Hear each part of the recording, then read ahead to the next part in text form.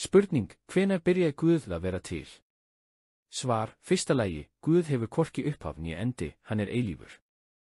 2 Mósebók 3:14, Guð sagði við Móse, ég er sá sem ég er, og hann sagði, segðu Ísraelsmönnum þetta, ég hefur sendt mig til ykkar. Öðru lagi, Guð er sá sem var, sem er og sem verður að eilífu. Opinberunarbókin 1:8, Drottinn Guð segir, ég er alfa og ómega, sá sem er, sem var og sem kemur, hinn almáttugi. Opinberunarbókin 4:8, hinnir 4 lifandi verur höfðu hver 6 vængi og voru þaktar augum að utan sem innan. Þeir sögðu dag og nótt án afláts, heilagur, heilagur, heilagur er Drottinn Guð, hinn almáttugi, sem var, sem er og sem kemur. Þriðja lagi, Guð er óumbreytanlegur.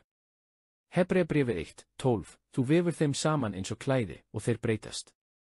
En þú ert hinn sami og þín ár munu aldrei taka enda. Hebreabréfið 13:8, Jesús Kristur er hinn sami í gær, í dag og að eilífu. Fjórða lagi, Guð er ódauðlegur og sá eini sem ekki tortímist. 1 Tímótesarbréf 6:16-17, hann einn hefur ódauðleika og býr í ljósinu sem enginn getur nálgast. Enginn maður hefur séð hann né getur séð hann. Honum sé heiður og eilíft vald. Amen. Skipaðu þeim sem eru ríkir í þessum heimi að vera ekki hrókafullir né treysta á hverfulan auð, heldur á lifandi Guð, sem gefur okkur allt ríkulega til að njóta.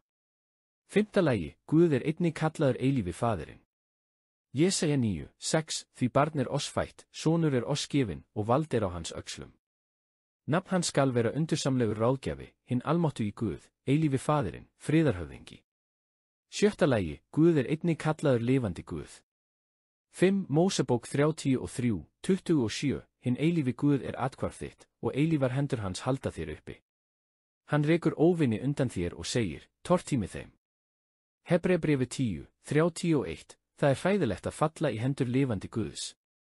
7. lagi, Guð hefur verið frá eilíf til eilífar. Sálmur 90:2, áður en fjöllin fættust, áður en jörðin og heimurinn urðu til, frá eilíf til eilífar ert þú Guð.